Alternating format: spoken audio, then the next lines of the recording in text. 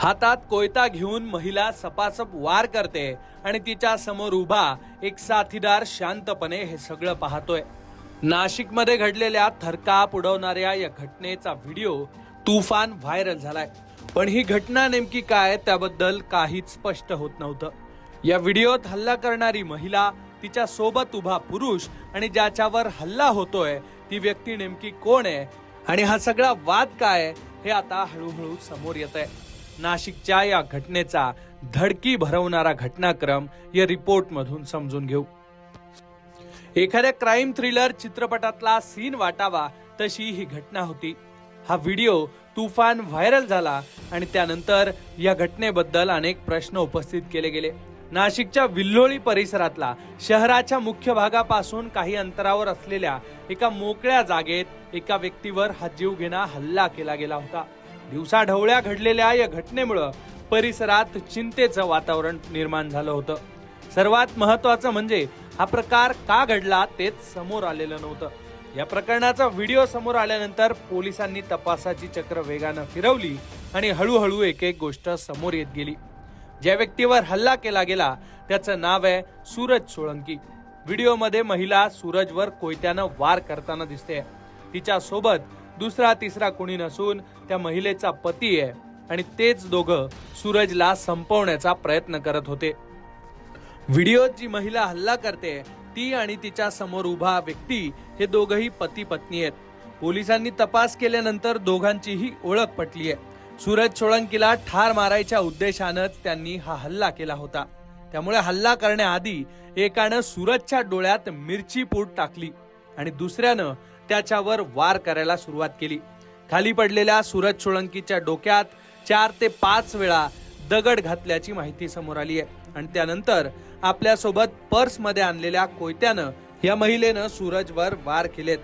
या घटनेनंतर दोघांनीही गाडीवर बसून पळ काढलाय। जाताना गाडीच्या नंबर प्लेटवर कपडाही टाकलाय। पण सतर्क नागरिकांनी हा सगळा प्रकार आपल्या मोबाईल मध्ये रेकॉर्ड केलाय आणि त्यामुळे आता हे आरोपी अडकणार आहेत। समोर आलेले व्हिडिओ आणि आजूबाजूच्या परिसरातले सीसीटीव्ही यामुळे हल्ला करणाऱ्या दोघांचीही माहिती पोलिसांना मिळाली आहे, पण पोलिसांनी अजून नाव जाहीर केलेले नाहीयेत।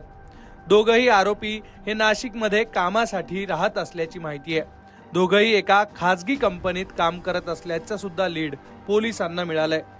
या घटनेत ज्या व्यक्तीवर हल्ला झाला तो सूरज सोळंकी हा मूळ गुजरातचा असल्याची माहिती आहे। नाशिकच्या द्वारका परिसरातल्या ट्रॅक्टर हाऊस जवळचं घर बदलून तो आणि त्याची वहिनी जुन्या नाशिक मधल्या नानावली भागात राहायला गेले होते। सूरज सोळंकी हा वाडीवरेमध्ये पेलिकन कंपनीत कामाला असल्याची सुद्धा माहिती आहे, पण मागच्या काही दिवसांपासून तो घरीच होता। 13 एप्रिलला दुपारी 3:30च्या सुमारास सूरजला एक फोन आला आणि फोनवर कुणाशी तरी त्यानं वाद घालत घराबाहेर पडला। त्यावेळी त्याची वहिनी मेघा गोपाळ सोळंकी यांनी त्याला अडवण्याचा प्रयत्न केला, पण तो तसाच निघून गेला। तासाभरानं त्याचे दोन्ही फोन लावण्याचे जेव्हा प्रयत्न केले गेले तेव्हा त्याचे फोन बंद आले। त्यामुळे या घटनेमध्ये कंपनीतील एक पुरुष आणि महिला असल्याचा संशय त्याच्या वहिनीनं व्यक्त केलाय। तसंच सूरज व्याजानं पैसे वाटायचा, त्यामुळे आर्थिक वादातूनच ही घटना घडली असल्याची शक्यता त्याच्या वहिनीनं व्यक्त केली आहे। तरीही या प्रकरणात आणखी माहिती समोर येणं अजून बाकी आहे, कारण आरोपी आणि हल्लेखोर कुठे भेटले, त्यांची ओळख कशी होती आणि त्यांच्यातले नेमके वाद काय होते, आरोपींची नावं काय आहे या प्रश्नांची उत्तरं अजून मिळालेली नाहीयेत। पण पोलीस तपासातून ही लवकरच समोर येतील अशी शक्यता आहे।